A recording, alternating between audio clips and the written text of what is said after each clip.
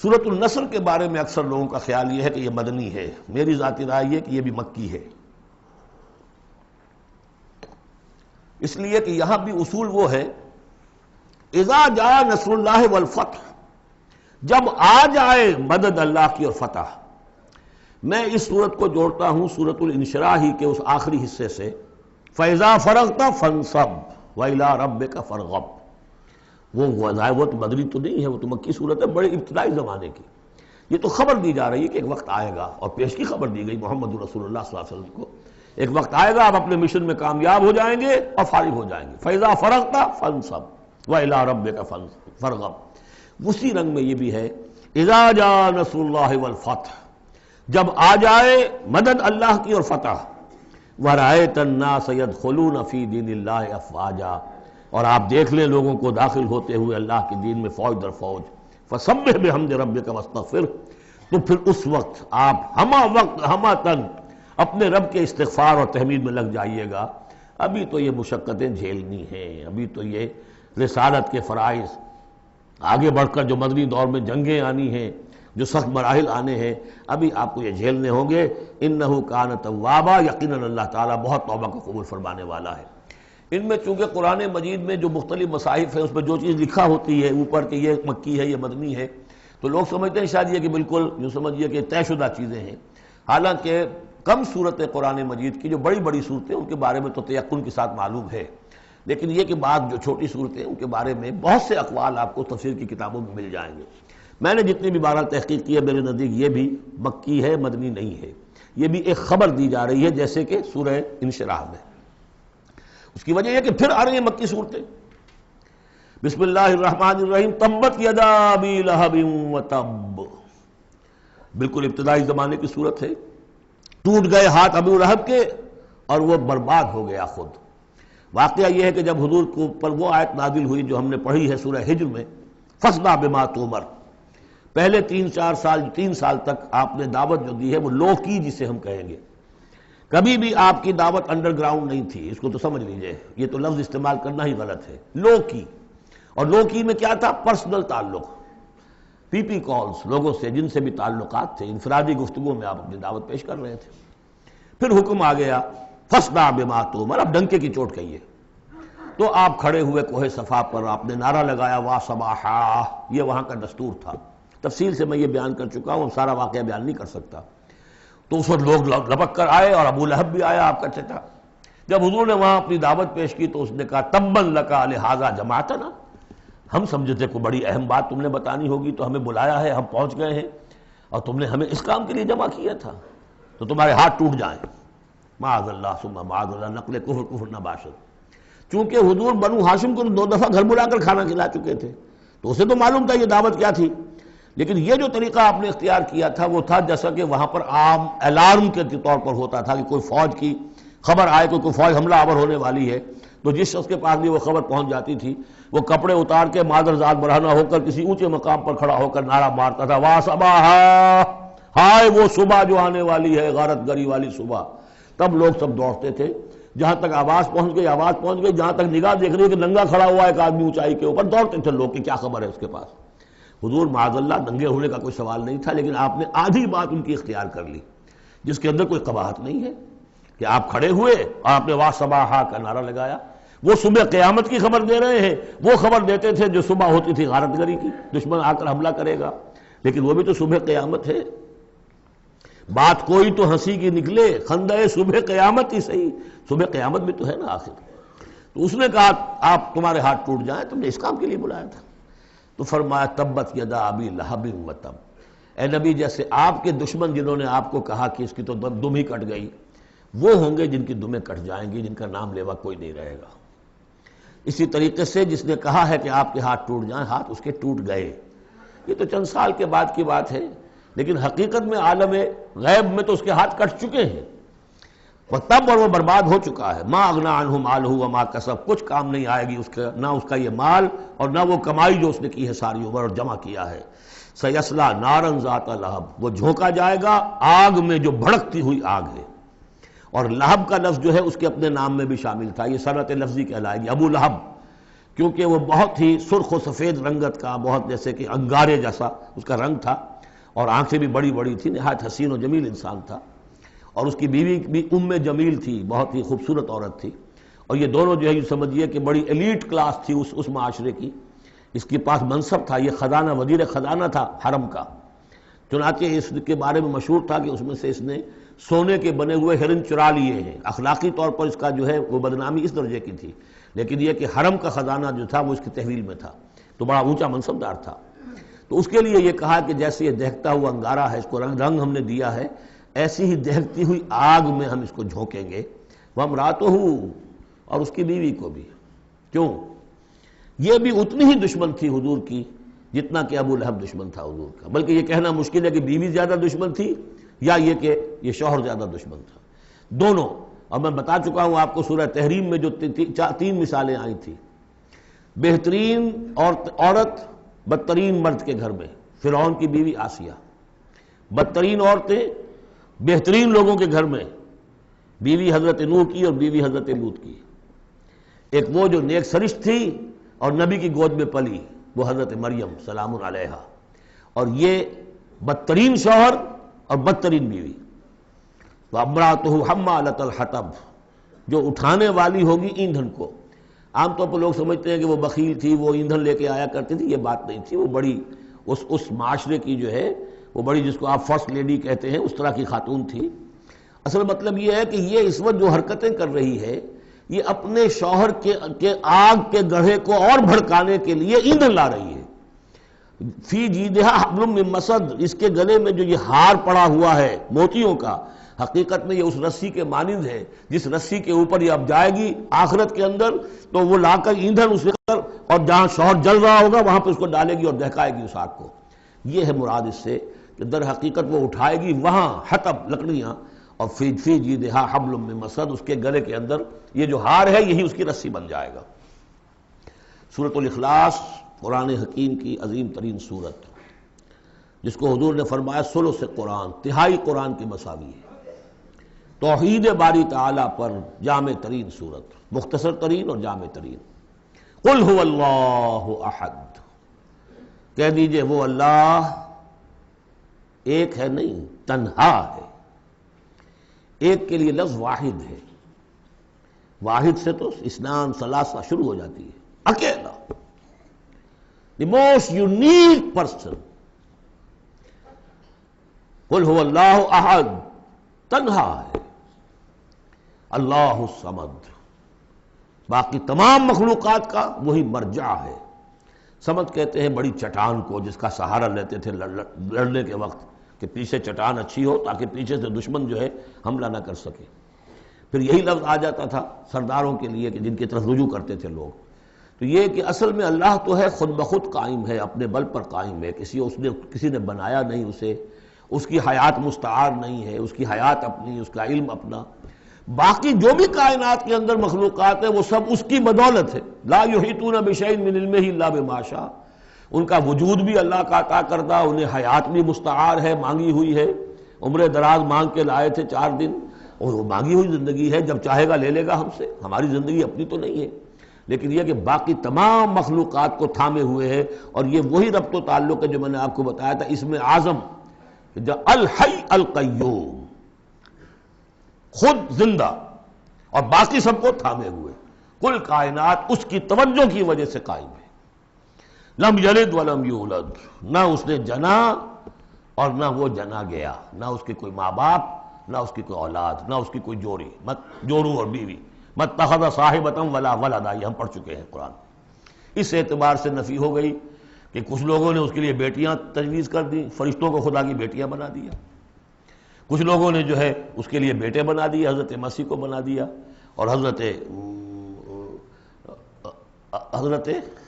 عزیر علیہ السلام کو بنا دیا یہودیوں نے سب نے نہیں، کچھ ان کی فرقوں نے وغیرہ وغیرہ۔ لیکن یہ کہ اس کا معاملہ یونیک ہے، نہ اس نے کسی کو جنا نہ وہ کسی سے جنا گیا۔ وَلَمْ يَكُنْ لَهُ كُفُوًا أَحَدٌ، اور نہیں ہے اس کا کوئی بھی، اب کفو جو کہتے ہیں برابری کا، کسی حیثیت سے اس کے برابر، کفو، ہم پلہ، ضد، ند، مثل، مثال، مثیل، کوئی نہیں۔ کوئی اس کا ہم پلہ نہیں ہے، کوئی اس کا ہم رتبہ نہیں ہے، کوئی اس کا کفو نہیں ہے۔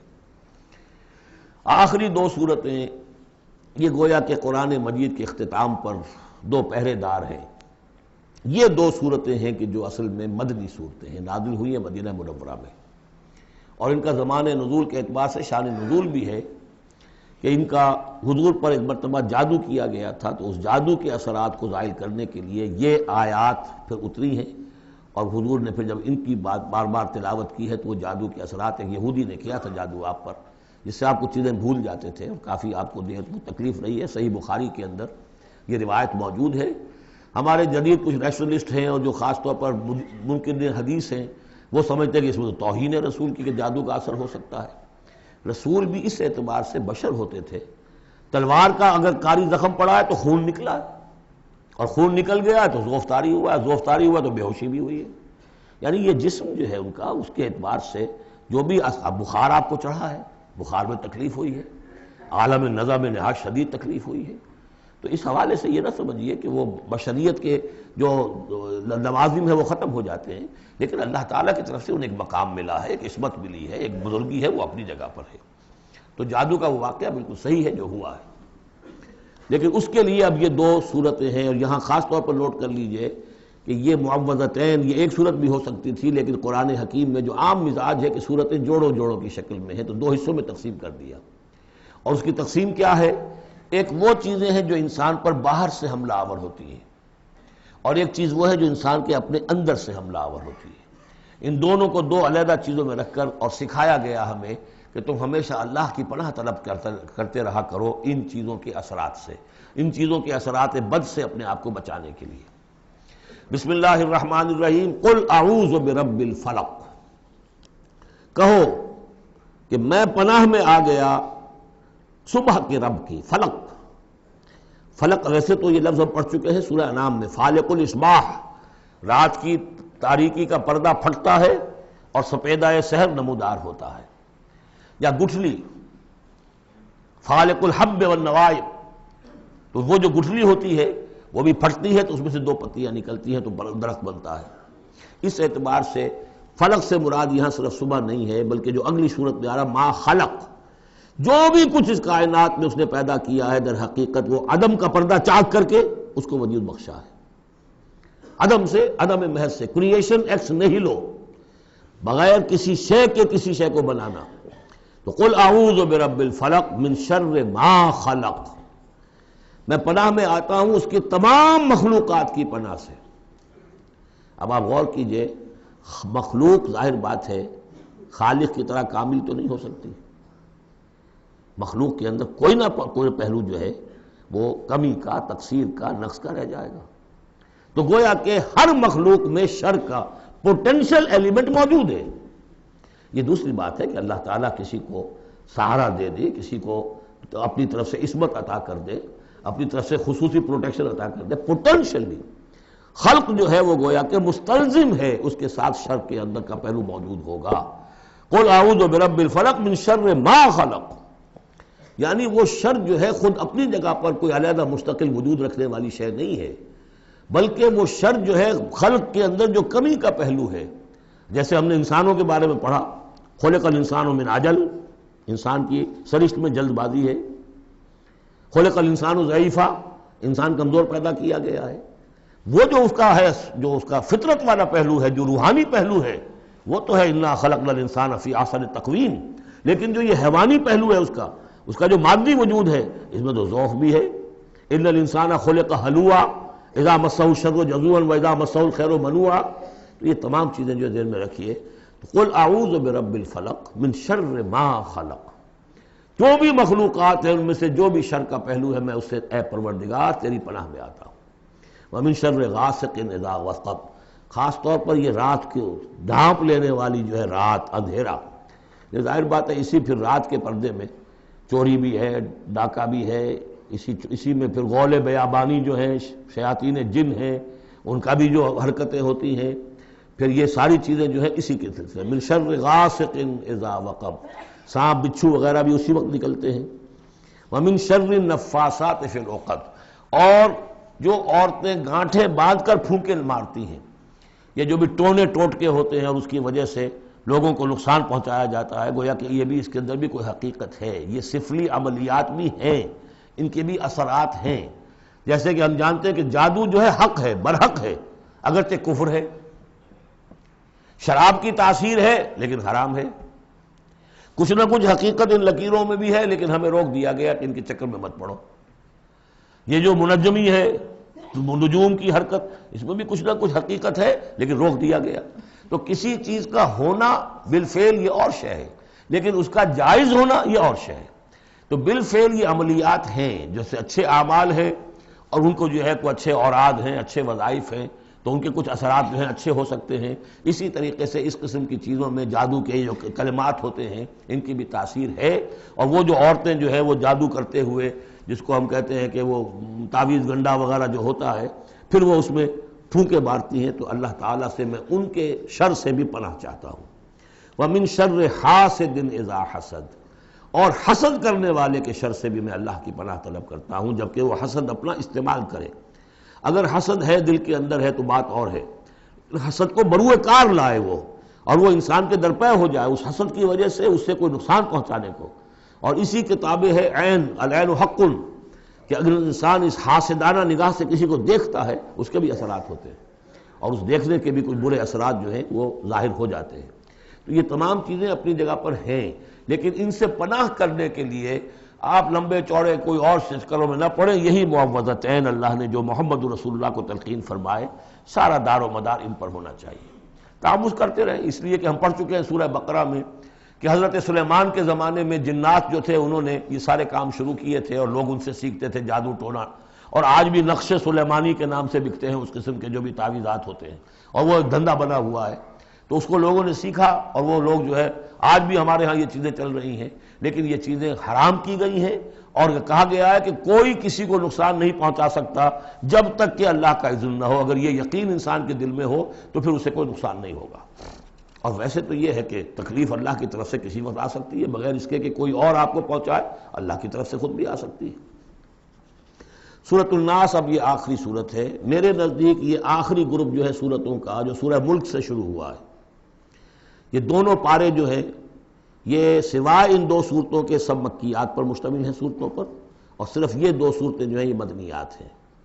اور ریسیپروکل نوٹ کر لیجئے، پہلا گروپ جو تھا اس میں مکی صورت صرف ایک تھی، سورہ فاتحہ، اور مدنی صورتیں 6.25 پارے پر پھیلی ہوئی، سورہ بقرہ، آل عمران، نساء اور مائدہ۔ اس کے بالکل برعکس ریسیپروکل نسبت یہاں ہے کہ یہاں پر یہ دو صورتیں ہیں چھوٹی چھوٹی، باقی دونوں پارے جو ہیں سب کی مکی صورتوں پر مشتمل ہیں۔ اور اس آخری صورت کا جوڑ مل جائے گا پہلی صورت کے ساتھ، یہ بھی میں آپ کو بتا دوں گا۔ بسم اللہ الرحمن الرحیم، قل اعوذ برب الناس، کہیے کہ میں پناہ میں آتا ہوں جو تمام انسانوں کا رب ہے اس کی پناہ میں۔ ملک الناس، صرف رب ہی نہیں ہے، بادشاہ ہے، تمام انسانوں کا بادشاہ ہے۔ الہ الناس، تمام انسانوں کا معبود ہے۔ من شر الوسواس الخناس، اس وسوسہ کرنے والے خناس کی جو پیچھے چھپ جاتا ہے، الذی یوسوس فی صدور الناس، جو لوگوں کے سینوں میں وسوسہ اندازی کرتا ہے، اس کے شر سے پناہ مانگتا ہوں۔ یہ جو شیطان لعین ہے جس کے بارے میں آتا ہے کہ ان الشیطان یجری من الانسان مجری الدم، حضور کی حدیث ہے یہ شیطان تو اس طریقے سے انسان کے وجود میں سرایت کر جاتا ہے جیسے کہ خون سرایت کر رہا ہے۔ یہ شیطان جو ہے، اور یہ آپ وہ بھی پڑھ چکے ہیں، وَلَقَدْ خَلَقْنَا الْإِنسَانَ وَنَعْلَمُ مَا تُوَسْوِسُ بِهِ نَفْسُهُ، ہم نے انسان کو بنایا، ہم جانتے ہیں کہ اس کا نفس امارہ جو ہے، اڈ اور لبیڈو، اس کو اندر کیا وسوسہ اندازی کرتا رہتا ہے۔ تو شیطان کو بھی کوئی اور اختیار حاصل نہیں ہے، ہمارے اپنے سفلی داعیات، ہمارے جو اینیمل انسٹنکٹس ہیں، ہماری جو خواہشات ہیں، شہوات ہیں، ان کو وہ بھڑکاتا ہے، جس کے لیے حدیث میں آتا ہے کہ اس کی تھوتنی جو ہے وہ زمین جو وہ دل کے اوپر ٹکا کر پھونکے مارنی شروع کرتا ہے تاکہ وہ شہوت میں اشتعال پیدا ہو جائے اور سفلی جذبات میں اشتعال پیدا ہو جائے۔ اس کی اس کو اللہ تعالیٰ نے طاقت دی ہے۔ یہ ہے وسوسہ، وسواس الخناس۔ اور خناس کیوں کہا؟ اگر آپ ذکر کریں گے لا حول ولا قوت الا باللہ، فوراً بھاگ جائے گا۔ تو ذکر سے جب دل خالی ہوتا ہے، دل میں اگر اللہ کی یاد نہیں ہے تو شیطان آئے گا، تھوتنی ٹکائے گا اور پھونکے مارے گا۔ یہ چونکہ شیطان کی یہ ساری ترکیب انسان پر اثر انداز ہوتی ہے اس کے اپنے نفس کے وساطت سے، اندر سے، لہذا اس کے لیے یہ علیحدہ صورت جو ہے وہ قائم کر دی۔ قل اعوذ برب الناس ملک الناس الہ الناس من شر الوسواس الخناس الذی یوسوس فی صدور الناس من الجنۃ والناس، خواہ وہ جنوں میں سے ہوں یا انسانوں میں سے، ان میں وہ وسوسہ اندازی کرتا ہے۔ اب اس کو جوڑ لیجئے آپ پہلی صورت کے ساتھ۔ سورہ فاتحہ میں کیا ہے؟ الحمدللہ رب العالمین، قل اعوذ برب الناس، مالک یوم الدین، ملک الناس، ایاک نعبد و ایاک نستعین، الہ الناس۔ اس کے بعد کیا ہے؟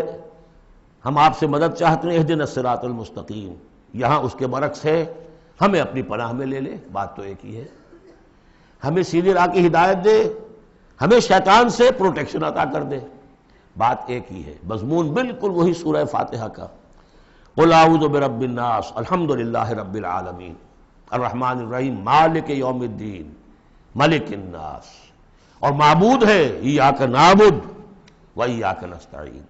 اب ہم نے استعانت مانگی، اب استعانت، استعاذہ، یہ ایک ہی طرح کے الفاظ ہیں، مدد مانگنا، پناہ طلب کرنا، استغاثہ، استعانہ، استمداد، مدد مانگنا، استنصار، نصرت طلب کرنا، باب استفعال کے تمام الفاظ جمع کر دیجئے۔ تو عبادت، ہم عبادت کرتے ہیں تیری، ایاک نعبد، لیکن ہمیں استعانت، تیری مدد چاہیے اس کے لیے، تو معبود ہے، ہم تیری عبادت کا فیصلہ کرتے ہیں لیکن تیری مدد کے محتاج ہیں۔ اے اللہ، ہم تیری عبادت کا وعدہ کرتے ہیں لیکن تیری طرف سے ہمیں پروٹیکشن چاہیے کہ شیطان کے وسوسوں سے، وسوسہ اندازی سے ہمیں محفوظ کر دے۔ اس طریقے سے یہ سورہ مبارکہ ایک اعتبار سے مثنیٰ بن جاتی ہے سورہ فاتحہ کا، اور گویا کہ قرآن مجید کی آخری صورت اور پہلی صورت کے مابین ایک مشابہت قائم ہو جاتی ہے۔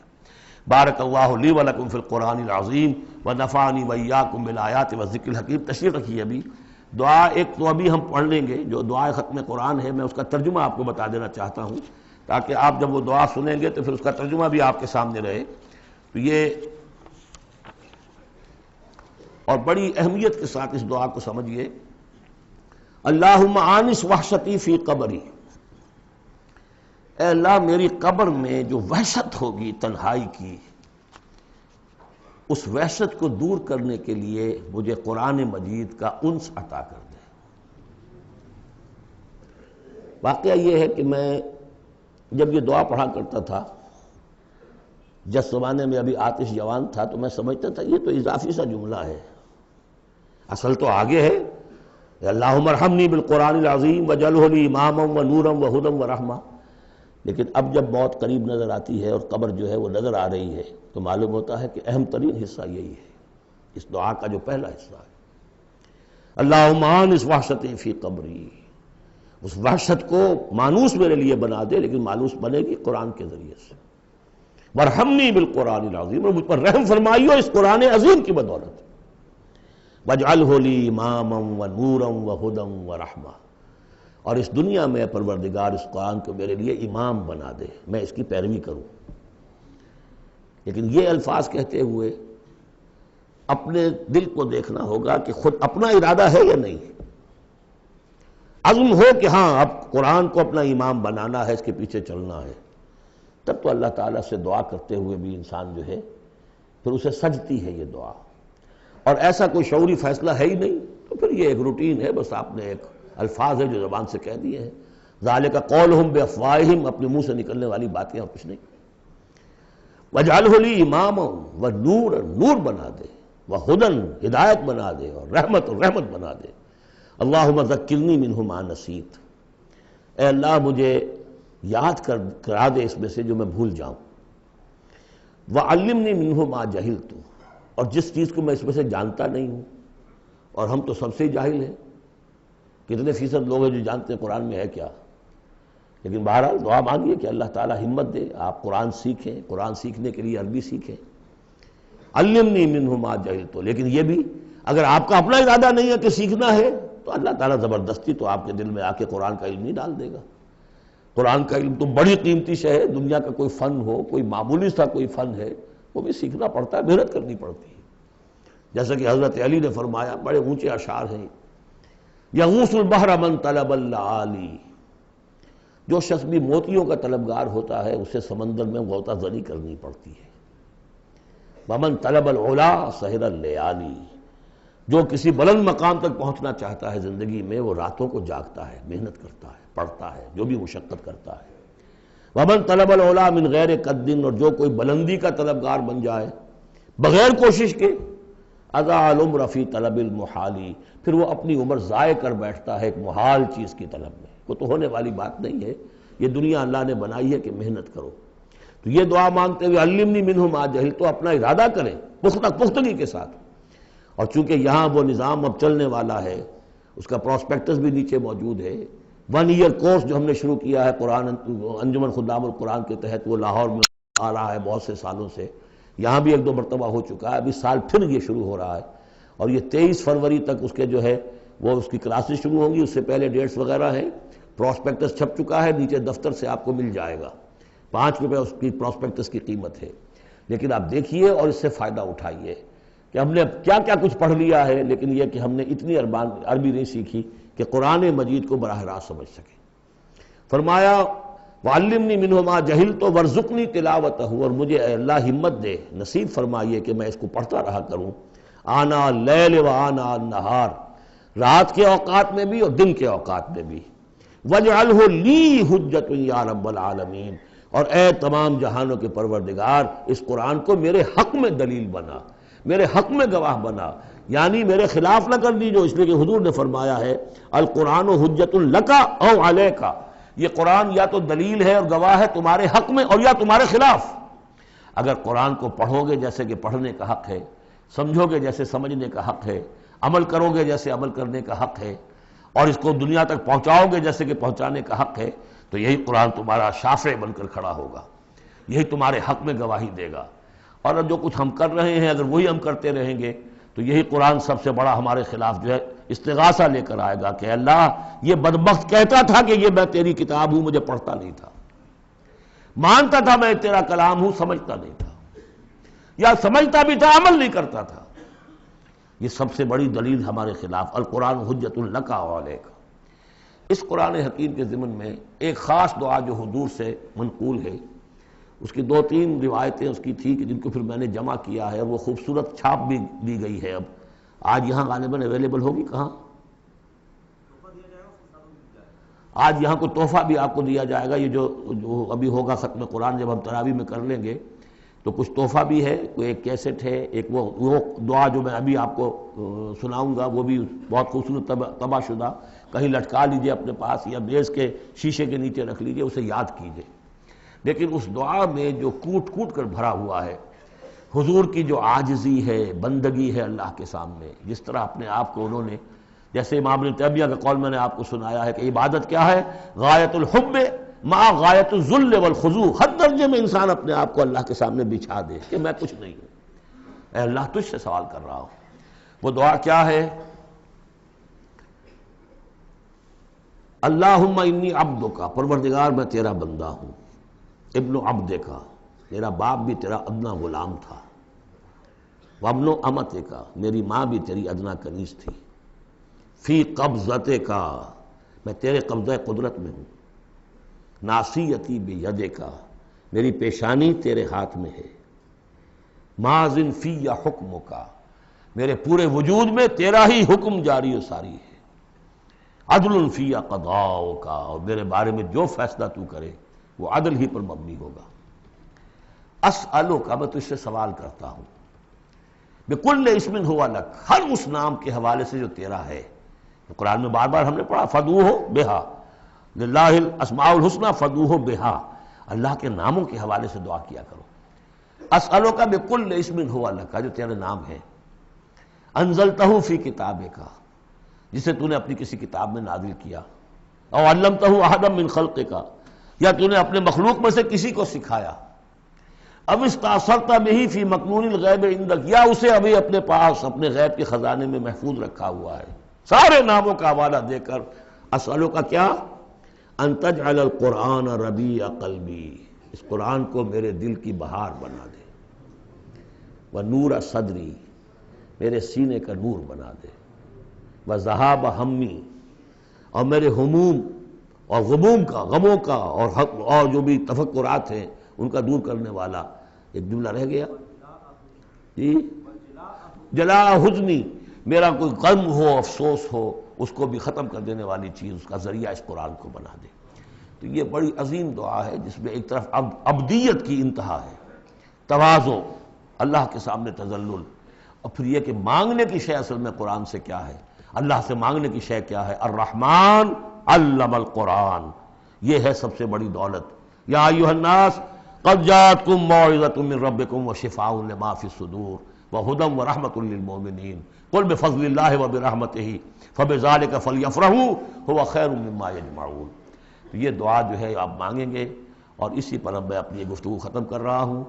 بہرحال جو بھی خدمت میں کر سکا ہوں، 25 دن آج ہو گئے ہیں، اس سے پہلے 3 دن میں یہاں آ چکا تھا، 2 دن میرے لیکچرز ہوئے ہیں یہاں پر تعارف قرآن کے ضمن میں، 25 دن تک یہ معاملہ چلا ہے، روزانہ 4 گھنٹے، آج 2 گھنٹے 2.5 گھنٹے ہو گئے ہیں، ایک روز 5 گھنٹے بھی تھے۔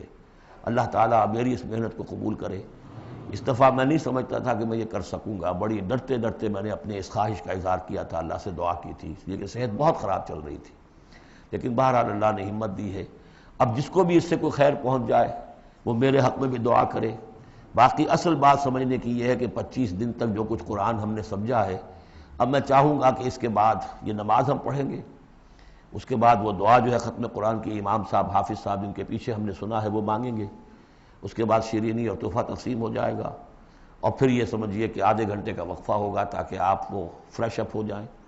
پھر 1 گھنٹے میں جتنے سوالات کے جوابات میں دے سکوں گا، جو سوالات آئے ہیں میں جواب دوں گا، باقی کو پھر قرض رکھ لیں گے، پھر کسی کبھی یار زندہ صحبت باقی، اور پھر جو ہے مجھے آپ سے آخری گفتگو کرنی ہے، اور مجھے بتانا ہے کہ دین کا کوئی کام جو میں کر رہا ہوں کس نہج سے کر رہا ہوں، اس کے کون کون سے شعبے ہیں، کس کس سے آپ کس طور سے متعلق ہو سکتے ہیں، اس میں میری دعوت کیا ہے، میرے دست و بازو بنے تو، اور اپنے طور پر کریں تو، اللہ تعالیٰ کے دین کے لیے۔ اب یہ سارا کچھ قرآن سننے کے بعد بھی ایسا نہیں ہونا چاہیے کہ ہماری زندگی وہی رہ جائے، اسی رخ پر رہ جائے کہ جو اس رمضان کی آمد سے قبل تھی۔ بارک اللہ لی ولکم فی القرآن العظیم ونفعنی وإیاکم بالآیات والذکر الحکیم۔ الحمدللہ وکفی والصلاة والسلام علی عبادہ الذین اصطفیٰ، خصوصاً علی افضلہم وخاتم النبیین محمد الامین وعلی آلہ وصحبہ اجمعین۔ اما بعد فقد قال اللہ تبارک وتعالی کما ورد فی سورۃ الانفال، اعوذ باللہ من الشیطان الرجیم، بسم اللہ الرحمن الرحیم، یا ایھا الذین آمنوا استجیبوا للہ وللرسول اذا دعاکم لما یحییکم وَاعْلَمُوا أَنَّ اللَّهَ يَحُولُ بَيْنَ الْمَرْءِ وَقَلْبِهِ وَأَنَّهُ إِلَيْهِ تُحْشَرُونَ وَاتَّقُوا فِتْنَةً لَا تُصِيبَنَّ الَّذِينَ ظَلَمُوا مِنكُمْ خَاصَّةً وَاعْلَمُوا أَنَّ اللَّهَ شَدِيدُ الْعِقَابِ وَاذْكُرُوا إِذْ أَنْتُمْ قَلِيلٌ مُسْتَضْعَفُونَ فِي الْأَرْضِ تَخَافُونَ أَنْ يَتَخَطَّفَكُمُ النَّاسُ فآواكم وأيدكم بنصره ورزقكم من الطيبات لعلكم تشكرون يا أيها الذين آمنوا لا تخونوا الله والرسول وتخونوا أماناتكم وأنتم تعلمون واعلموا أنما أموالكم وأولادكم فتنة وأن الله عنده أجر عظيم صدق الله العظيم رب اشرح لي صدري ويسر لي امري واحلل عقدة من لساني يفقهوا قولي اللهم ربنا الهمنا رشدنا واعذنا من شرور انفسنا اللهم ارنا الحق حقا وارزقنا اتباعه وارنا الباطل باطلا وارزقنا اجتنابه اللهم وفقنا لما تحب وترضى اللهم اجعلنا من عبادك الذين يستمعون القول فيتبعون احسنه آمین یا رب العالمین۔ میں نے اپنی اس وقت کی گفتگو کا موضوع قرار دیا ہے بحالات موجودہ مسلمانان پاکستان کے لیے قرآن حکیم کی عملی رہنمائی۔ الحمدللہ ہم نے 25 دن قرآن پڑھا، بہت سے حضرات نے پوری پابندی سے شرکت کی ہے، پورے قرآن کے ترجمے سے گزرے ہیں۔ قرآن مجید میں کہیں گفتگو مشرکین سے ہو رہی ہوتی تھی، کبھی منافقین سے ہو رہی ہوتی تھی، کبھی منکرین آخرت سے ہو رہی ہوتی تھی، کبھی یہود سے، کبھی نصارہ سے، کبھی مسلمانوں سے۔ اور یہ کہ مکی صورتوں کا اپنا رنگ اور انداز ہے اور مدنی صورتوں کا اپنا رنگ اور انداز ہے۔ پھر اس میں احکام الہیہ بھی آئے ہیں، عبادات کے ضمن میں آئے ہیں، معاشرتی احکام آئے ہیں، آئلی قوانین آئے ہیں، سیاسی ہدایات آئی ہیں۔ اب جیسے تو یہ کہ زندگی کے ہر گوشے کے لیے اور ہر آنے والے دور کے لیے اس میں ہدایت ہے، لیکن اس وقت میں نے جو عنوان معین کیا ہے وہ دو اعتبارات سے، بحالات موجودہ اور خاص طور پر مسلمانان پاکستان کے لیے قرآن حکیم کی عملی رہنمائی کیا ہے۔ لیکن یہ کہ قرآن مجید کی وہ رہنمائی کہ جو ابدی ہے، ہمیشہ کے لیے ہے، اساسی ہے، بنیادی ہے، جو زمان و مکان کی حدود سے ماوراء ہے، میں چاہتا ہوں کہ پہلے اسے بھی چند نکات کی شکل میں اس کا خلاصہ آپ کے سامنے رکھ دوں۔ قرآن مجید کی وہ جو تعلیم ہے ابدی، ماورائے زمان و مکان، ہر دور، ہر ملک، ہر زمانے کے مسلمان کے لیے، وہ کیا ہے؟ پہلی بات یہ ہے کہ اللہ کا حق ادا کرے، اور اللہ کا حق کیا ہے؟ توحید۔ توحید ایک عقیدے کی توحید ہے، اس کو مانے کہ وہ ایک ہے، اپنی ذات میں تنہا ہے، کوئی اس کا مد مقابل اور کفو نہیں ہے، نہ اس کی صفات میں نہ اس کی ذات میں۔ لیکن یہ کہ ایک ہے توحید عملی، اور ہم نے اس دورہ ترجمہ قرآن کے دوران 4 صورتوں میں اس توحید پر بڑی مفصل بحثیں کی ہیں، اس وقت گن لیجئے۔ ایک ہے عقیدے کی توحید، ایک ہے عملی توحید۔ عملی توحید 4 نکات پر مشتمل ہے۔ سب سے پہلے جو کہ سورہ زمر کا مرکزی مضمون تھا، عبادت اللہ کی، اس کے لیے اپنی اطاعت کو خالص کرتے ہوئے۔ عبادت میں نماز، روزہ، یہ سب بھی شامل ہیں، لیکن یہ کہ وہ عبادت جس کے ساتھ اطاعت اللہ کی خالص نہیں ہو رہی ہے، اطاعت منقسم ہے، کہیں اپنے نفس کی اطاعت ہو گئی اللہ کی اطاعت کو پس پش ڈال کر۔ فرمایا افرأیت من اتخذ الہہ ہواہ، کیا تم نے دیکھا اس شخص کو جس نے اپنے خواہش نفس کو خدا بنا رکھا ہے؟ وہ مطاع ہے اس کا، کہتا ہے لا الہ الا اللہ اور بنا رکھا ہے خواہش نفس کو الہ۔ اس اعتبار سے مخلصین لہ الدین، آج بھی وہ آیت آئی وما امروا الا لیعبدوا اللہ مخلصین لہ الدین حنفاء، عبادت اللہ کی لیکن اس کے لیے اپنی اطاعت کو خالص کرتے ہوئے۔ اب اس میں یہ ہے کہ وہ خالص اطاعت کلی اطاعت ہوگی، یا ایھا الذین آمنوا ادخلوا فی السلم کافہ۔ اور منفی طور پر تنبیہ، آج بھی میں نے وہ آیت آپ کو سنا دی تھی، پھر تازہ کر لیجئے، اگر اللہ کی اطاعت کچھ حصے میں کی جائے زندگی کے، کچھ میں نہ کی جائے، گویا کہ آپ نے تقسیم کر لیا اطاعت کو، اس پر جو وعید آئی ہے افتؤمنون ببعض الکتاب وتکفرون ببعض فما جزاء من یفعل ذلک منکم الا خزی فی الحیاۃ الدنیا ویوم القیامۃ یردون الی اشد العذاب۔ کیا تم ہماری کتاب اور شریعت کے ایک حصے کو مانتے اور ایک کو نہیں مانتے؟ تو جو کوئی بھی یہ روش اختیار کرے گا دنیا کی زندگی میں، اس کا اس کے سوا کوئی اس کی سزا نہیں ہے کہ دنیا میں تو ذلیل و خوار کر دیے جائے اور قیامت کے دن شدید ترین عذاب میں جھونک دیے جائے۔ تو یہ عبادت ہوگی مخلصین لہ الدین۔ اسی کا ایک اور پہلو ہے دعا، الدعاء مخ العبادہ، الدعاء هو العبادہ۔ سورہ مومن کا مرکزی مضمون وہ تھا فادعوا اللہ مخلصین لہ الدین، دعا تو کرو لیکن تم اطاعت بھی خالص اس کی کرتے ہو کہ نہیں؟ اگر وفاداری تمہاری اللہ کے ساتھ پوری نہیں تو کس منہ سے دعا کر رہے ہو؟ وہ حدیث میں سنا چکا ہوں کہ ایک شخص حج کے لیے پہنچ گیا ہے اور وہ پہنچا ہوا ہے جبل رحمت پر اور ہاتھ اٹھا کے دعائیں مانگ رہا ہے، یا رب یا رب، وَأَنَّىٰ يُسْتَجَابُ لِذَٰلِكَ، اس کی دعا کیسے قبول ہو؟ وَمَطْعَمُهُ حَرَامٌ وَمَلْبَسُهُ حَرَامٌ وَغُذِّيَ بِالْحَرَامِ، اس کا کھایا ہوا حرام کا ہے، پہنا ہوا حرام کا ہے، اس کا جسم حرام کی آمدنی سے اور اس کے کھانے پینے سے بنا ہوا ہے۔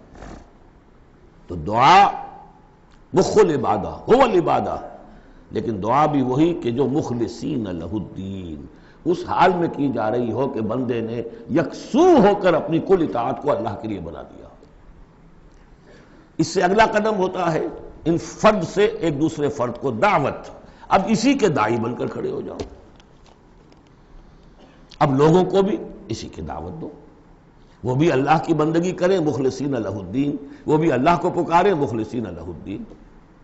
وَمَنْ أَحْسَنُ قَوْلًا مِّمَّنْ دَعَا إِلَى اللَّهِ وَعَمِلَ صَالِحًا وَقَالَ إِنَّنِي مِنَ الْمُسْلِمِينَ، یہ سورہ حامیم السجدہ کی مرکزی آیت ہے۔ چوتھا اور آخری مرحلہ یہ ہے کہ یہ کیسے ہوگی مخلصین لہ الدین کی پوزیشن، اگر جس ملک میں آپ رہ رہے ہیں وہاں قانون تو کسی اور کا چل رہا ہے، عدالتیں اس قانون پر فیصلے کر رہی ہیں، نظام جو ہے معاشی وہ کسی اور نظام پر چل رہا ہے، وہ سودی کاروبار ہو رہا ہے اور سودی لین دین ہو رہا ہے، پورا بزنس اس پر ہے، پوری انڈسٹری اسی پر ہے، پوری حکومت اس پر ہے، تو ہم بھی تو اسی کے فرد ہیں نا، شہری ہیں اسی ملک کے، اسی ریاست کے، اسی معاشرے میں رہتے ہیں۔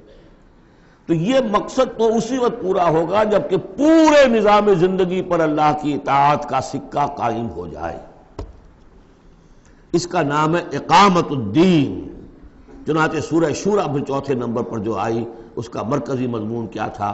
شرع لکم من الدین ما وصى به نوحا والذی اوحینا الیک وما وصینا به ابراہیم وموسیٰ وعیسیٰ ان اقیموا الدین ولا تتفرقوا فیہ۔ اس لیے کہ قرآن مجید تو کہتا ہے وَمَن لَّمْ يَحْكُم بِمَا أَنزَلَ اللَّهُ فَأُولَٰئِكَ هُمُ الْكَافِرُونَ، ہماری عدالتوں میں فیصلے اللہ کے قانون کے مطابق تو نہیں ہو رہے، تو فیصلے کرانے والے، فیصلے کرنے والے، فیصلے ماننے والے، فیصلے ایگزیکیوٹ کرنے والے، فیصلوں کی تنفیذ کرنے والے، وہ سب کیا ہوئے؟ وَمَن لَّمْ يَحْكُم بِمَا أَنزَلَ اللَّهُ فَأُولَٰئِكَ هُمُ الظَّالِمُونَ، وہی تو مشرک ہیں۔ وَمَن لَّمْ يَحْكُم بِمَا أَنزَلَ اللَّهُ فَأُولَٰئِكَ هُمُ الْفَاسِقُونَ، وہی تو باغی ہیں ہمارے۔ تو مطلب یہ ہے کہ اس صورتحال سے نکلنے کی صرف ایک شکل ہے، دین کو قائم کرنے کی جد و جہد، ہمہ تن ہمہ وقت، اس نظام باطل کو ریکنسائل نہ کیا جائے اس سے ذہناً قلباً۔ live under it if you have to live it but under protest، اگر کوئی اور راستہ نہیں ہے under protest رہے کہ میں نے اس نظام کو قبول نہیں کیا، میں اسے تسلیم نہیں کرتا، میں اس سے استفادہ کروں گا جو کم سے کم ہے میرے بقا کے لیے، اور اپنی ساری توانائی، اپنی ساری قوت، اپنی ساری طاقت، اپنی ساری صلاحیت، اپنے سارے وسائل اور ذرائع اس نظام کو بے خبن سے اکھیڑ کر اس کی جگہ پر اللہ کا دیا ہوا نظام قائم کرنے کے لیے وقف کر دوں۔ اس کے علاوہ کوئی شکل نہیں ہے۔ اسی کے نام ہے تکبیر رب، رب کو بڑا کرو، وَرَبَّكَ فَكَبِّرْ، اسی کا مطلب ہے، اسی لیے حضور بھیجے گئے، هو الذی ارسل رسولہ بالہدی ودین الحق لیظہرہ علی الدین کلہ، اسی کے لیے آیا قاتلوہم حتی لا تکون فتنۃ ویکون الدین کلہ للہ۔ یہ تمام اصطلاحات ہیں، عباراتنا شتیٰ وحسن کا واحد، مطلب کیا ہے؟ دین کو قائم کرو، دین کے مکمل نظام کو برپا کرو تاکہ زندگی اپنے تمام ایسپیکٹس، اپنے تمام پہلوؤں سمیت انفرادی اور اجتماعی زندگی کے تمام گوشے اللہ کی اطاعت کے اندر آ جائے۔ اس کے بغیر اللہ کا حق ادا نہیں ہو سکتا۔ پہلا کام ہے اللہ کا حق ادا کرنا، اسی لیے فرمایا وما خلقت الجن والانس الا لیعبدون، لیکن اس عبادت کے یہ لوازم ہیں، فاعبدوہ مخلصین لہ الدین، فادعوہ مخلصین لہ الدین، اسی کی دعوت دوسروں کو دو، ادعو الی سبیل ربک بالحکمۃ والموعظۃ الحسنۃ وجادلہم باللتی احسن، اور اللہ کے دین کو بتمام و کمال قائم کرنے کے لیے تن من دھن لگا دو۔ اب آئیے اللہ کے بعد دوسرا حق ہم پر ہے رسول کا صلی اللہ علیہ وسلم، جن کی بدولت ہمیں یہ ہدایت نصیب ہوئی، ہمارے ماں باپ کو ان کے ماں باپ سے ملی، ان کو ان کے ماں باپ سے ملی۔ اس میں حضور صلی اللہ علیہ وسلم کی محنتیں ہیں، آپ کے صحابہ کی، محمد رسول اللہ والذین معہ کیسی کیسی مشقتیں جھیلی ہیں، تب یہ دین پھیلا تھا اور تب یہ دین غالب ہوا تھا۔ ان کا کیا حق ہے ہمارے اوپر؟ ویسے میں ساری حقوق تو یہاں بیان نہیں کر سکتا، لیکن ایک بات جان لیجئے کہ چونکہ محمد صلی اللہ علیہ وسلم بھیجے گئے تمام دنیا کے لیے اور قیامت تک کے لیے انسانوں کے لیے رسول، 5 مرتبہ آیا ہے، جن میں سب سے نمایاں آیت یہ 2 آیتیں تو اکثر لوگوں کو یاد ہوں گی، وَمَا أَرْسَلْنَاكَ إِلَّا رَحْمَةً لِّلْعَالَمِينَ وَمَا أَرْسَلْنَاكَ إِلَّا كَافَّةً لِّلنَّاسِ بَشِيرًا وَنَذِيرًا۔ اب نبی صلی اللہ علیہ وسلم نے بنفس نفیس اپنی رسالت کے فرائض ملک عرب اور قوم عرب کی حد تک تو پورے کر دیے، باقی دنیا کے لیے اس وقت بھی اور آنے والے ہر انسان کے لیے یہ فریضہ رسالت امت کے کندھے پر ڈال گئے، جبکہ آخری حج میں گواہی لے کر الا هل بلغت اور جواب مل گیا انا نشهد انک قد بلغت وادیت وامان، اس نصحت، اور اس کے بعد آپ نے فرمایا اب یہ بوجھ میرے کندھے سے تمہارے کندھے پر آ گیا۔ تو اگر ہم امتی ہیں تو مقروض ہیں محمد کے صلی اللہ علیہ وسلم، اگر یہ خواہش ہے کہ ان کی شفاعت ملے تو ان کا حق ادا کرنا ہوگا۔ وَكَذَلِكَ جَعَلْنَاكُمْ أُمَّةً وَسَطًا لِتَكُونُوا شُهَدَاءَ عَلَى النَّاسِ وَيَكُونَ الرَّسُولُ عَلَيْكُمْ شَهِيدًا۔ اس کے کم سے کم 2 تقاضے۔ پہلا تقاضا تو قرآن کی تبلیغ کر دینا ایک ایک فرد نوع بشر کو اس امت کے ذمے ہے۔ اگر قرآن پہنچایا نہیں تو محمد کی رسالت کا پیغام ان تک نہیں پہنچا، امت کیا جواب دے گی قیامت کے دن؟ اے اللہ، ان کے حوالے تھا کام، یہ قرآن کے کسٹوڈینز تھے۔ حضور نے فرمایا تھا فَلْيُبَلِّغِ شَاهِدُ الْغَائِبَ، میں تمہیں قرآن دے کر جا رہا ہوں، قَدْ تَرَكْتُ فِيكُم مَّا إِنْ اعْتَصَمْتُم بِهِ لَن تَضِلُّوا أَبَدًا، اب پہنچاؤ اسے۔ تو ایک تو ہے قرآن کا پہنچانا، اور دیکھیے وہ یاد کر لیجیے سورہ انعام کی آیت اوحی الی ھذا القرآن لانذرکم بہ ومن بلغ، یہ قرآن مجھ پر وحی کیا گیا تاکہ تمہیں بھی خبردار کر دوں، اور جن تک یہ قرآن پہنچ جائے اس تک گویا کہ میرا انذار پہنچ جائے گا، لیکن پہنچائے گا کون؟ میرا امت ہی پہنچائے گا۔ نمبر 2، یہ جو پہنچانے کا اور یہ جو حضور کا قرض ہم پر ہے، ہمارے کندھے پر، اجتماعی سطح پر اس کا کم سے کم تقاضا یہ ہے کہ دنیا کے کسی ایک سائزیبل ملک میں وہ پورا نظام قائم کر کے دکھا دیا جائے عملاً، تاکہ دنیا دیکھ لے کہ یہ کوئی یوٹوپیا نہیں ہے، یہ خیالی جنت نہیں ہے، دیکھ لے کہ اس کی برکات کیا ہے، دیکھ لے کہ کس طرح کا معاشرہ وجود میں آتا ہے، کیسا معاشی انصاف ہوتا ہے، کیسی حریت کا جو ہے یہاں پر مظاہرہ ہے، مادر پدر آزادی نہیں لیکن حریت ہے، وہ کمیونزم والی مساوات نہیں لیکن سب کی تمام بنیادی ضرورتوں کی کفالت کی ذمہ داری ہے۔ کہ حضور نے حضرت عمر نے فرمایا کہ اگر کوئی کتا بھی بھوکا مر گیا دجلہ و فرات کے کنارے تو عمر ذمہ دار ہوگا۔ وہ ساری خوبیاں جن کے لیے کہ انسان دوڑ رہا ہے، بھاگ رہا ہے، کبھی مشرق کبھی مغرب، کبھی فرینچ ریولوشن کبھی بولشوک ریولوشن، یہ سب کاہے کے لیے؟ In search of a just social order, ظلم سے، ایکسپلائٹیشن سے بچ کر کسی طریقے سے کوئی نظام ایسا ہو کہ جس میں عدل ہو، انصاف ہو، اکویٹیبل ڈسٹریبیوشن آف ویلتھ ہو۔ جب تک ہم اس کو قائم کر کے نہیں دکھا دیں گے ہم یہ نہیں کہہ سکیں گے کہ ہم نے اللہ کے نبی کا حق ادا کر دیا۔ دنیا کہے گی یہ کہتے ضرور ہے ہمارے پاس اعلیٰ نظام ہے، اگر واقعتاً سمجھتے تو قائم نہ کرتے اپنے ہم، تو ہماری کیفیت جو ہے وہ ہمارے اس قول کی نفی کر دے گی۔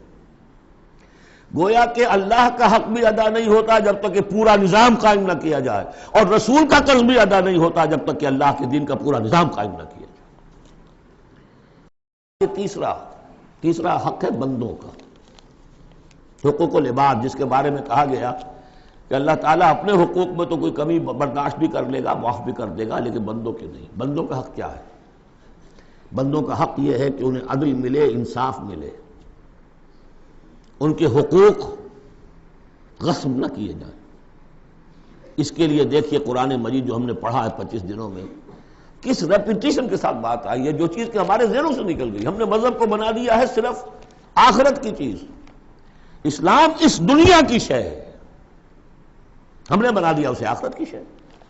لہذا نتیجہ کیا نکلا ہے کہ لوگوں نے کہا، مارکس نے کہا religion is the opium of the masses, اب سب کچھ آخرت میں مل جائے گا، یہاں ظلم سہ لو، برداشت کر لو، سرمایہ داروں کے، جاگیرداروں کے اور جو سرداران قبائل ہیں ان کے سب ظلم سہو، برداشت کرو، اور تمہیں اللہ کے ہاں آخرت میں مل جائے گا۔ قرآن کا نظریہ تو یہ نہیں ہے۔ قرآن کا ہم پڑھ چکے، سورہ آل عمران میں فرمایا اللہ خود قائما بالقسط ہے، عدل کا قائم کرنے والا۔ انبیاء کو کیوں بھیجا؟ اللہ اکبر، وہ آیت سورہ حدید کی آیت نمبر 25، لقد ارسلنا رسلنا بالبینات وانزلنا معهم الکتاب والمیزان لیقوم الناس بالقسط۔ ہم نے اپنے رسول بھیجے معجزات دے کر، ہم نے کتاب نازل فرمائی، ہم نے میزان نازل فرمائی، حقوق اور فرائض کا توازن، حقوق اور فرائض کا توازن۔ کس لیے یہ سب کچھ ہم نے نازل کیا؟ یہ کھکیڑ کس لیے بول لیا؟ Was it an exercise in futility? لیقوم الناس بالقسط، تاکہ لوگ عدل پر قائم ہوں۔ اور ہم نے لوہا بھی اتارا ہے جس میں جنگ کی صلاحیت ہے، جو لوگ ظلم چھوڑنے پر آمادہ نہ ہو، لوہے کی طاقت سے ان کے سر کچلے جائے، تاکہ اللہ دیکھ لے کہ میرے کون سے بندے ہیں جو میرے وفادار ہیں، میرے نظام عدل قسط کو قائم کرنے کے لیے تن من دھن لگاتے ہیں، جانے دینے کو تیار ہیں۔ آیت نمبر 25 سورہ حدید کی، نظام عدل و قسط، انزال کتب، ارسال رسل، ان سب کا تھیم کیا ہے؟ یہاں عدل اور انصاف قائم کرنا۔ حضور سے کہہ دیا گیا، یہ سورہ شورا کی آیت یاد کر دیجیے، آیت نمبر 15، کہہ دیجیے وَأُمِرْتُ لِأَعْدِلَ بَيْنَكُمْ، دیکھو میں تمہارے مابین عدل قائم کرنے آیا ہوں۔ مسلمانوں سے کہا گیا سورہ نساء میں یا ایھا الذین آمنوا کونوا قوامین بالقسط شہداء للہ، اہل ایمان عدل کو، قسط کو قائم کرنے والے بن کر کھڑے ہو جاؤ پوری طاقت کے ساتھ، اور اللہ کی گواہی دو، اس لیے کہ اللہ جو ہے وہ خود قائما بالقسط ہے، اس کی گواہی اسی طرح ہوگی کہ تم اس کے نظام عدل و قسط کو قائم کرو۔ یہی مضمون پھر دوہرا کر سورہ مائدہ میں آ گیا یا ایھا الذین آمنوا کونوا قوامین للہ شہداء بالقسط، کھڑے ہو جاؤ اللہ کے لیے۔ لیکن اللہ کے لیے کھڑا ہونا کیا ہے؟ اللہ کو کھانا دینا ہے، روٹی دینی ہے، کیا دینا ہے؟ اللہ کے لیے کھڑے ہو جانے کا مطلب ہے اس کے دیے ہوئے نظام عدل و قسط کو قائم کرو۔ یہ ہے دین، جس کا یہ پہلو جو ہے سرے سے نگاہوں سے اوجھل ہے۔ انسانوں کا حق ہے ان کو ظلم سے نجات دلائی جائے۔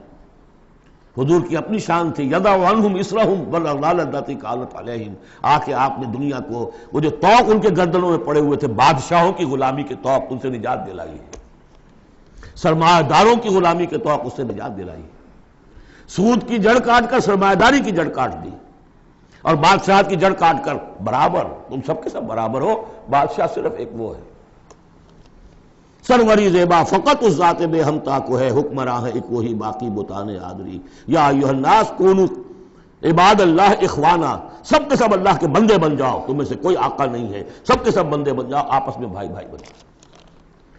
اور اس کی آخری بات آپ کو بتاؤں گا، سعد بن ابی وقاص رضی اللہ تعالیٰ عنہ، جب مسلمانوں نے حملہ کیا ایران پر، تو رستم سپہ سالار افواج جو تھا ایران کا، اس نے یہ سوال کروایا کہ آپ ہم پر کیوں چڑھ دوڑے ہیں؟ پہلے بھی آپ عرب لوگ تھے، بدوی بدو لوگ تھے، کبھی کبھی لوٹ مار کر کے لے جایا کرتے تھے، آتے تھے لوٹ مار کیا اور چلے گئے، یہ اس دفعہ ہماری جان نہیں چھوڑ رہے ہو، کیا وجہ ہے؟ سعد ابن ابی وقاص رضی اللہ تعالیٰ عنہ غالباً رشتے میں حضور کے ماموں لگتے ہیں، اور صحابی اتنے درجے کے ہیں، عشرہ مبشرہ میں سے ہیں، اور ایک ہی صحابی ہے حضور کا جس کے لیے حضور نے کہا ہے کہ تم پر میرے ماں باپ قربان۔ غزوہ احد میں جب حضور پر نرغہ ہوا ہے اور ہر طرف سے دشمن نے حملہ کیا ہے، یہ 7 تیر چلا رہے تھے اور روک رہے تھے دشمنوں کو، اس وقت حضور نے فرمایا ہے 7 تیر چلائے جاؤ، تم پر میرے ماں باپ قربان۔ یہ شان ہے ان کی۔ ان کا جواب یہ تھا کہ اس مرتبہ ہم خود نہیں آئے، لوٹ مار کرنے نہیں آئے، انا قد ارسلنا، اب تو ہمیں بھیجا گیا ہے، we are on a mission, اللہ نے بھیجا اپنے رسول کو، اللہ کے رسول نے بھیجا ہمیں۔ And what's the mission? لِنُخْرِجَ النَّاسَ مِنْ ظُلُمَاتِ الْجَهَالَةِ إِلَى نُورِ الْإِيمَانِ، لوگوں کو نکالے جہالت اور جاہلیت کی تاریکیوں سے ایمان کی روشنی کی طرف۔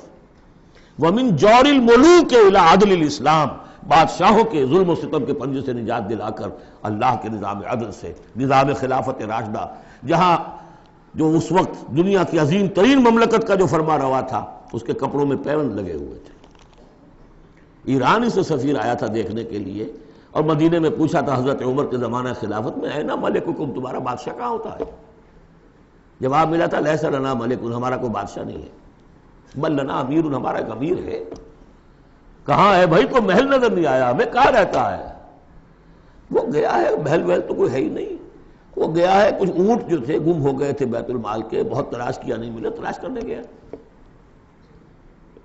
وہ نظام، کوئی وجہ تھی کہ گاندھی نے 1937 میں کہا تھا، جب پہلی مرتبہ پروونشل الیکشنز ہوئے ہیں ہندوستان میں، اور فرسٹ انسٹالمنٹ دی ہے انگریزوں نے سیلف رول کی انڈینز کو، اور تقریباً پورے ہندوستان میں کانگریس کی وزارتیں بنی ہیں۔ ہریجن میں جو اس نے مقالہ لکھا تھا کہ میں آپ لوگوں کے سامنے ابو بکر اور عمر کی مثال پیش کرتا ہوں، فالو دیم۔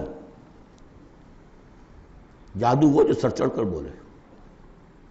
نوٹ کیجئے، یہ تین ہیں حقوق: اللہ کا حق اقامت دین، رسول کا حق تبلیغ قرآن، اور دین کا ایک مکمل نمونہ ضرور دکھا دینا عملی شکل میں تاکہ حجت قائم ہو جائے، اور انسانوں کا حق انہیں ظلم و ستم کے پنجوں سے نجات دلا کر اور انہیں اسلام کے نظام عدل کے تحت لایا جائے۔ یہ انسانوں کا حق ہے۔ تینوں حق جا کر مل گئے ایک ہی چیز پر، جس کا نام اقامت دین ہے۔ یہ چیزیں میں نے کہی ہیں، یہ ہیں دائمی ابدی۔ ایک مسلمان اکیلا بھی کہیں ہے، اس کو بھی سمجھنا چاہیے میری ذمہ داریاں ہیں۔ شروع کرے، آج کرے، کل ایک اور آدمی مل جائے گا، دو ہو جائیں گے، ایک اکیلا دو جماعت، ایک اکیلا دو 11۔ نہیں کامیاب ہوتا کوئی بات نہیں، فرض تو وہ ہے کہ ادا کرنا ہے۔ کامیابی ناکامی 950 برس تک حضرت نوح دعوت دیتے رہے، ناکام رہے، اس معنی میں ویسے تو کامیاب وہی ہوئے، باقی قوم جو ہے ہلاک ہو گئی، لیکن اس معنی میں تو ناکام رہے، کوئی پرواہ نہیں۔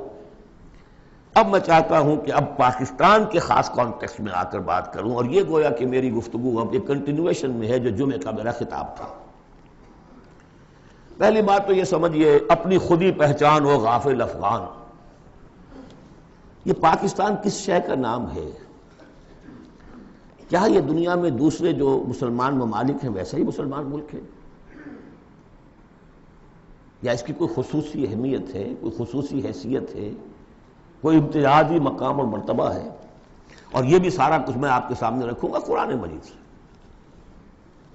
میں نے اس آیت کے حوالے سے سب سے پہلی بات یہ ہے کہ قیام پاکستان کا اصل جذبہ محرکہ کیا تھا، میں یہ اس سورہ مبارکہ کی آیت نمبر 26 کے حوالے سے بیان کر چکا ہوں۔ وَاذْكُرُوا إِذْ أَنْتُمْ قَلِيلٌ مُسْتَضْعَفُونَ فِي الْأَرْضِ، ذرا یاد کرو اے مسلمانوں جب تم ہندوستان میں، اب میں اس کی جو ہے تفسیر نہیں کر رہا کہ جب یہ نازل ہوئی یہ صورت اس کا کیا مطلب، اس کے الفاظ کا جو عموم ہے اس کے حوالے سے جس طرح یہ پاکستان کی تحریک کے اوپر 100% منطبق ہو رہی ہے اسے سمجھیے۔ جبکہ تم اقلیت میں تھے، مستضعفون فی الارض، تمہیں زمین میں دبا لیا گیا تھا۔ ہندو زیادہ بیدار، زیادہ سرمایہ دار، زیادہ تعلیم یافتہ، اور انگریز اس کی پشت پناہی کر رہا تھا۔ کیوں کر رہا تھا؟ کہ مسلمان سے حکومت چھینی تھی، بغاوت کا اندیشہ تھا۔ ہندو پہلے بھی غلام تھا، اس کے لیے چینج آف ماسٹرز کا معاملہ تھا، پہلے غلام مسلمانوں کا تھا، اب عیسائیوں کا ہو گیا، اسے اٹھانا تھا مسلمان کے مقابلے۔